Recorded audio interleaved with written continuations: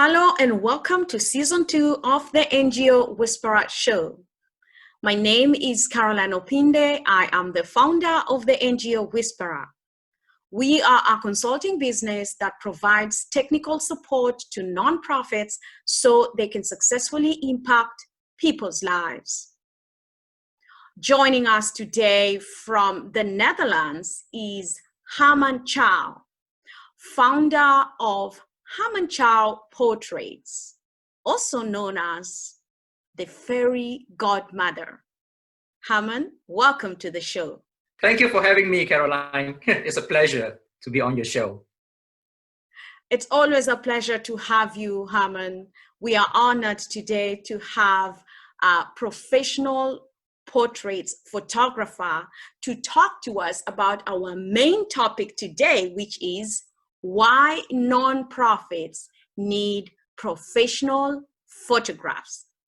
To start us off, Herman, how did you found your photography business and why are you called the Fairy Godmother? It goes back to about 2014 and 2015. I was having a 9-to-5 full-time job in an office. And because of a reshufflement, I became very unhappy with the new job that I was doing.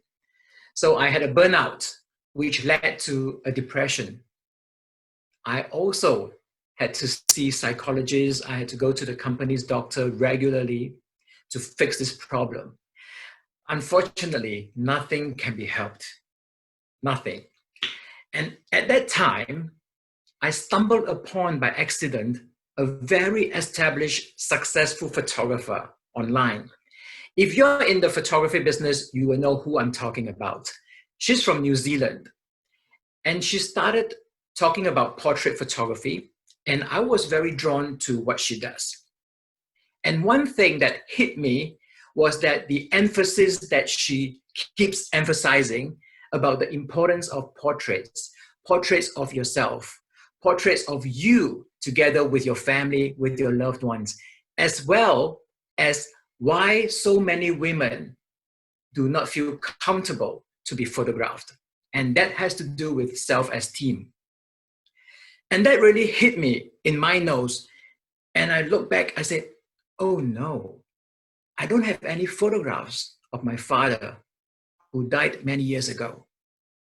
And that's the reason I decided, in order for me to get out of that office rut, which I was unhappy about, the only solution is to quit the job and then start this photography business, which I did. I'm so glad I did. And now I have my portrait photography business for 5 years. Thank you so much for that great introduction.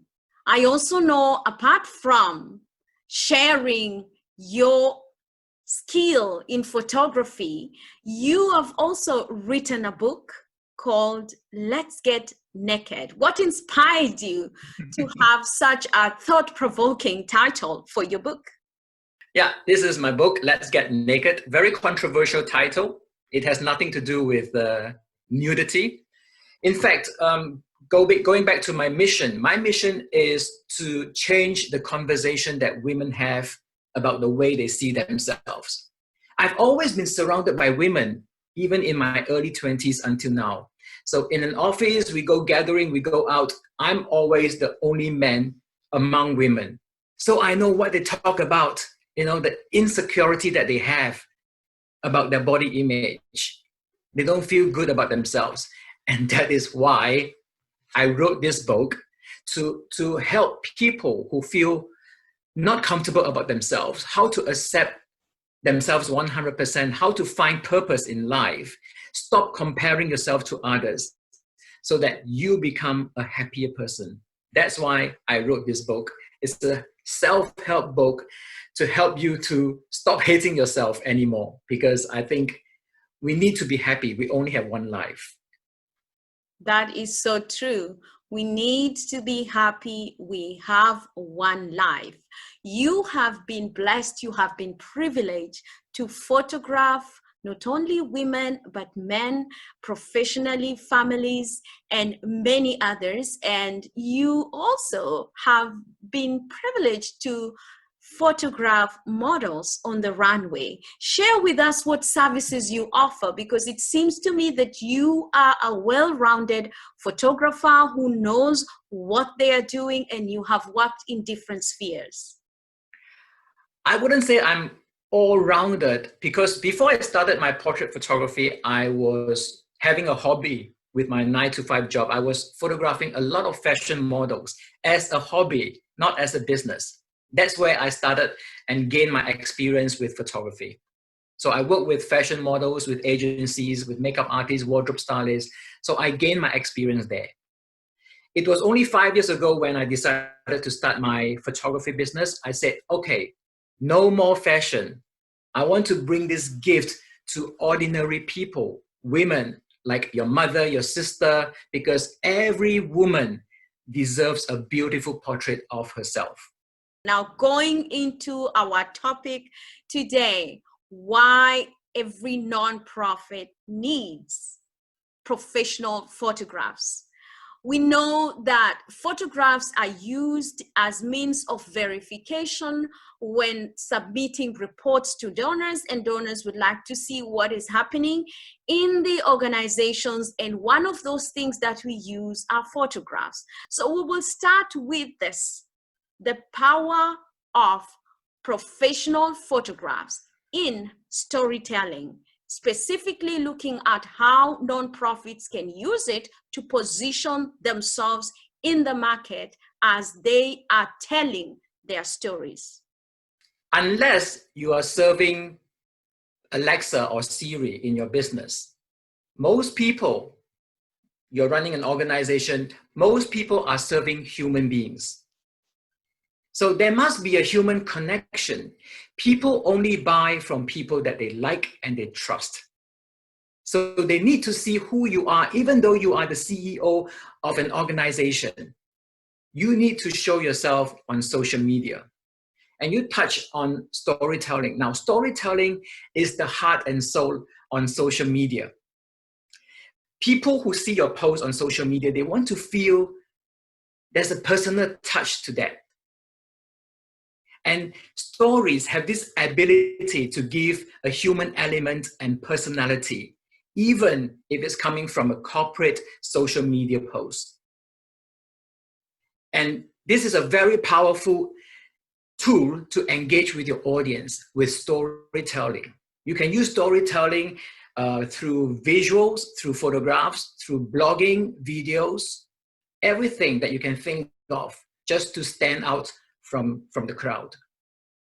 Going into our next discussion point, which is the power of professional photographs in creating emotions, connection, as well as bringing closer the people that we serve, whether they are investors, the beneficiaries of our programs, partners, stakeholders in the market. How can we use, as nonprofits, photographs that we have or photographs that we take to evoke emotions and for people to see the faces and the issues that we are addressing as a nonprofit?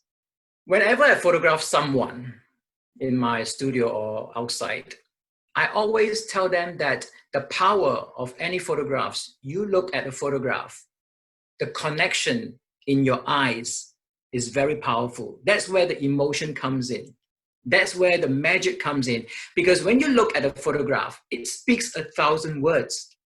Sometimes when you look at someone's photograph, you kind of, you know that there is a story behind this person by looking at their eyes. There's some emotion that comes through here. That's very powerful. And that's how I guide my customers during a photo shoot, how they get that emotion across. Because like I said before, you have to stand out from the competition. You can't just blend into the crowd. Your pictures have to stand out. So that's how you have to work on your emotions and how you connect with the viewer. That's how I guide you through during a photo shoot. But we're not going into the detail how you get that. Or you can go into my masterclass later on or online to learn how to get that wow factor. Lastly, we will go into building reputation with your photographs. I remember there was a Facebook post that you did.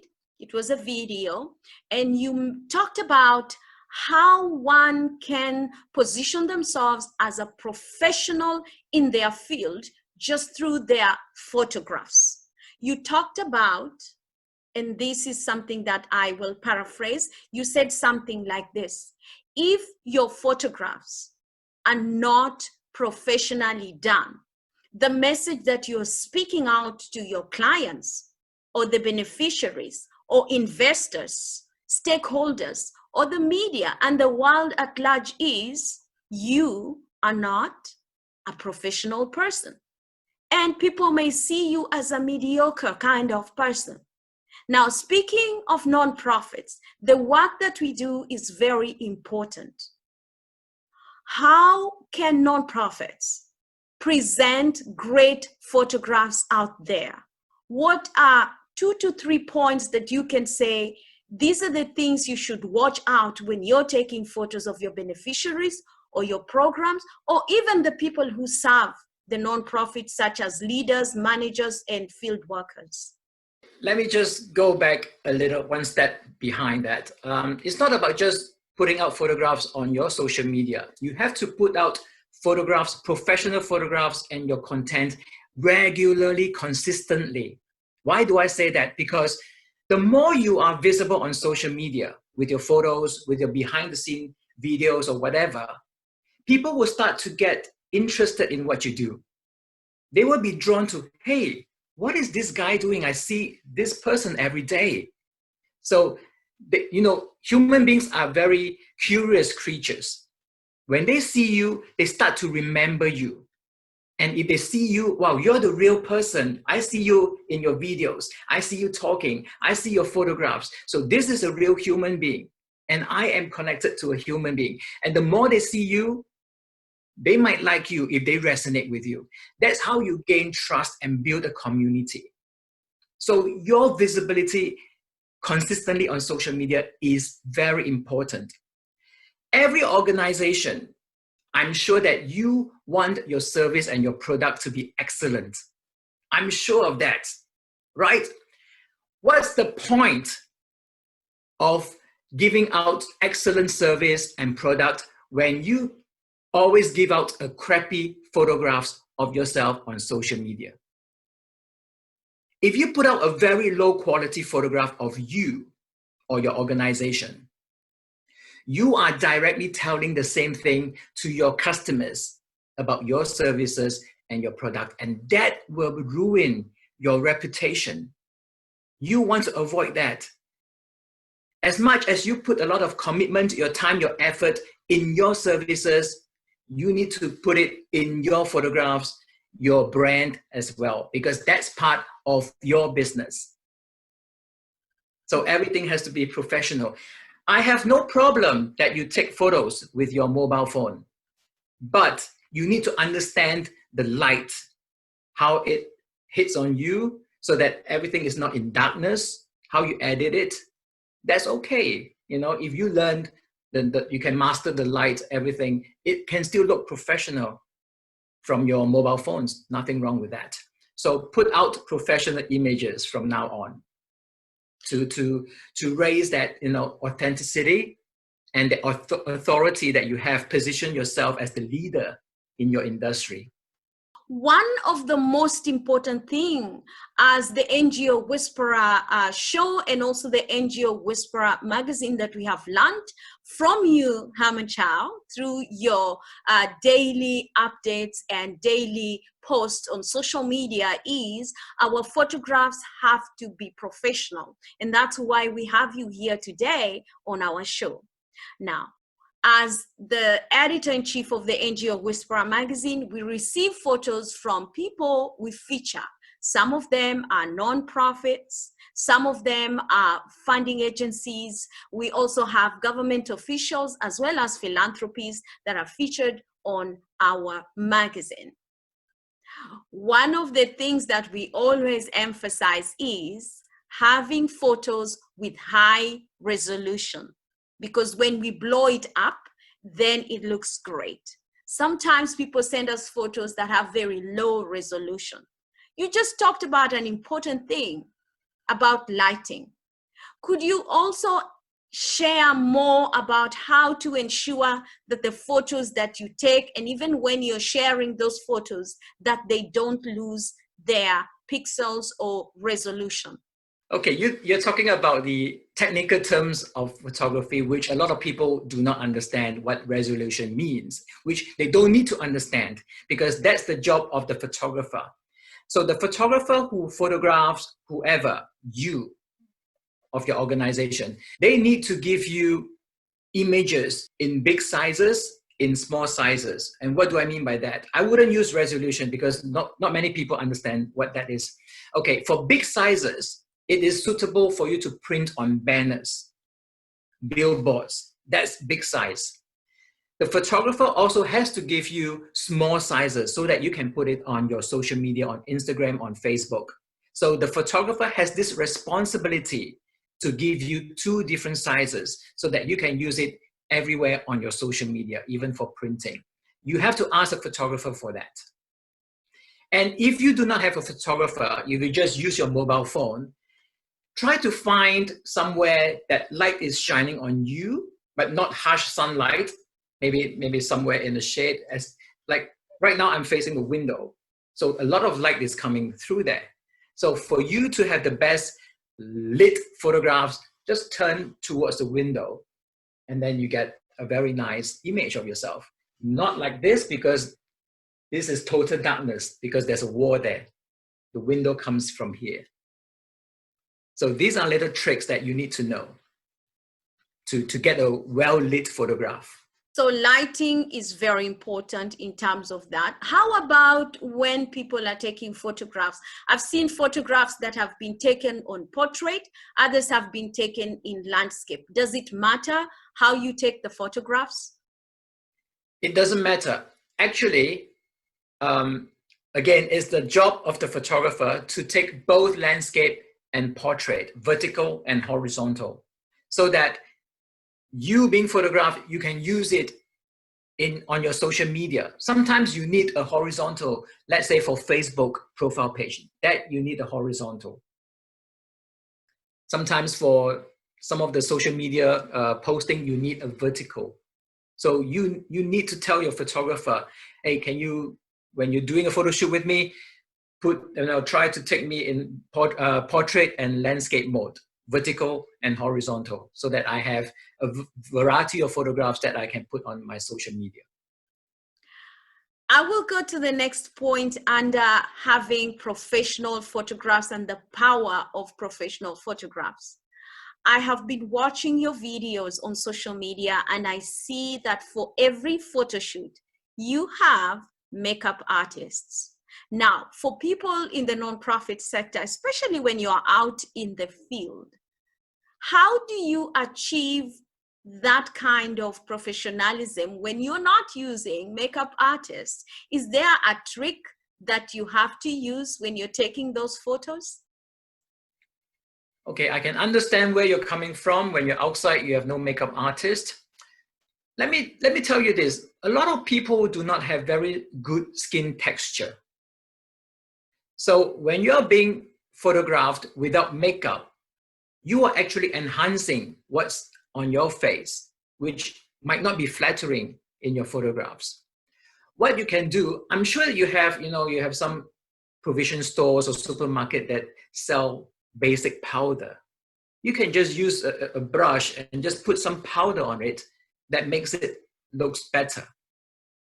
That will do the trick. You don't need a makeup artist. Just put some powder on your face, and then that's it. And then do not stand in harsh light. It's best to photograph yourself during dusk or dawn, when the sun is rising or when the sun is going down. That's the best time. So this is one of the ways when you don't have a makeup artist, you can still do something about it. Just buy, you don't have to buy expensive powder. Just go to a shop and get some basic ones and just brush it against on your face. When you're photographing communities, let's say you go into the village somewhere and you're taking photographs of a project in the village. How would you advise other photographers, for example, based on your experience? You may have not done this more, but what advice do you have for other photographers as they engage with their clients? I think communication is very important, whoever you photograph, whether it's one person or in a community with a group. Communication, as long as you tell them what you are doing, how you want them to be photographed, they understand what you want from them, and then the process will be very smooth. That's something I can advise photographers when they do that. Inform the person standing there what you are going to do with them so that they don't feel scared, because a lot of people are so scared to be photographed. They have this fear once they see that this machine in front of them, they just freeze up.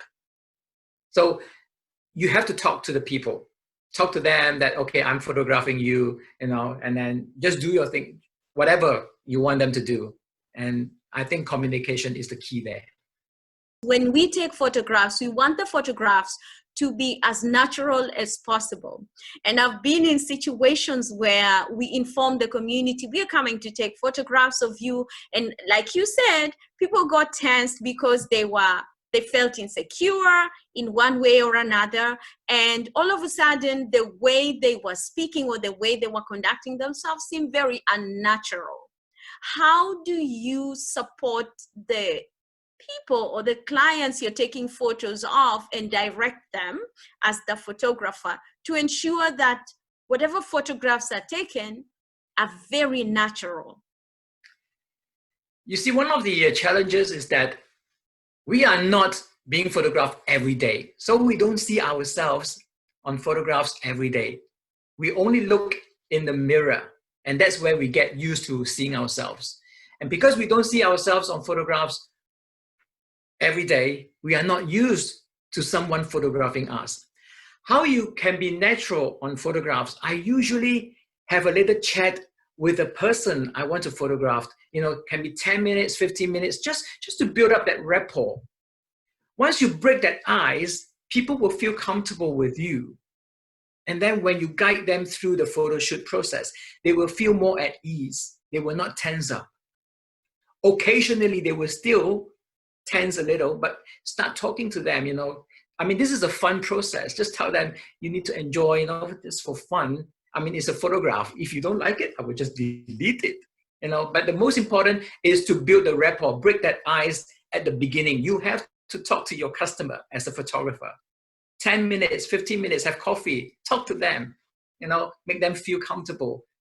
Ask them to talk about their stories, their life experiences. Once they talk about that, they feel so comfortable, they feel lively, and then when you go to the set, they're used to that comfort with you already. They feel easy with you. Things will be easier. What would you advise organizations, specifically nonprofits that we work with, when they are presenting their leadership team or their team members on their website? What sizes of photographs should they use? And by size, I mean, should it be like up close to the neck? Should it be from the waist going up? Should it be from the mid chest going up? How should they present their team? When you talk about team presentation, do you mean a group of people being photographed on one picture or individually taken? I mean individually taken. I mean portraits of senior management team, for example, or board members that are presented on the websites.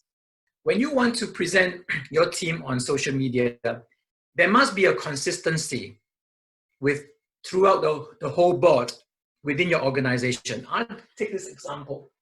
This is taken against a white wall. So if I were to photograph your whole team against this white wall, it gives a very consistent feel to your audience when they see your website. They feel that, oh, you guys are professional. You are not all over the place. Someone might be in a garden, someone in, somewhere in a park or supermarket. You need a consistent brand, personal brand. The photographer needs to talk to the customer how they want to be photographed. Because when a customer approaches a photographer, they already know the style of work that he or she does. and they like their work. That's why they hire the photographer. So again, it comes down to the communication. Talk to the customer, talk to the photographer, how you want to be photographed. Whether they are only focusing on horizontal, like this one, horizontal, throughout on your website. Also, this is something that you as a customer, you need to know how you want your brand to be represented to your customers. And then give that requirements to the photographer. You know, I want this, I want that. Is this something that is doable? And then you come up with a compromise or some solutions. Now, as we come to the end of our episode today, would you please share with us the masterclass that you offer on how to get a wow factor in your personal brand masterclass? I recently created the online masterclass on personal branding because of the Corona. Everyone is staying at home. And if you look at this masterclass, you might think that it might be for photographer. It is not for photographer. It has nothing to do with how you set up a studio to photograph yourself. It is for entrepreneurs, organizations who want to learn more about how you prepare for a photo shoot and what you need to do during a photo shoot. Because through my experience, if you go to a photo shoot, many times the photographer would throw you on the floor without telling you what you need to do, without giving you advice what you need to wear, how you need to pose, how you be confident in front of the camera. So I'm giving you all this little advice in my masterclass so that you have everything in your archive, in your bag. Whenever you go to a photo shoot, even if that photographer doesn't tell you what you need to do, you said, oh yes, your fairy godmother just told me in his masterclass, I need to do this to look confident. I need to pose like this to flatten my figure. That's why I need all the entrepreneurs to learn the tricks of how to present yourself to get that wow factor. So that again, as I said before, stand out from the competition. Thank you so much. We appreciate you for coming here today to share with us why nonprofits need professional photographs. And you've gone beyond that to even share with us links to your masterclass. And this masterclass, as you said, is for everybody because we all take photos every day. For our nonprofits, we encourage you to sign up for this masterclass and learn more about how you can position your organization from looking at your brand, how you market yourself, and how you create emotions, not only with the beneficiaries and the people you serve, but also the people who support your work, like stakeholders, government officials, and funders. Thank you so much, Herman Chow from Herman Chow Portraits, for joining us today. Thank you so much for having me. Thanks so much. It is an honor. It is a pleasure to have you today. Thank you. Ladies and gentlemen, thank you for joining us today on this episode as we share little secrets on how you can position your organization through professional photographs. We invite you to subscribe to our channel on YouTube and also like our pages on Facebook, on LinkedIn, on Instagram, and Twitter. Ladies and gentlemen, it's always about connecting people, raising funds, and impacting lives.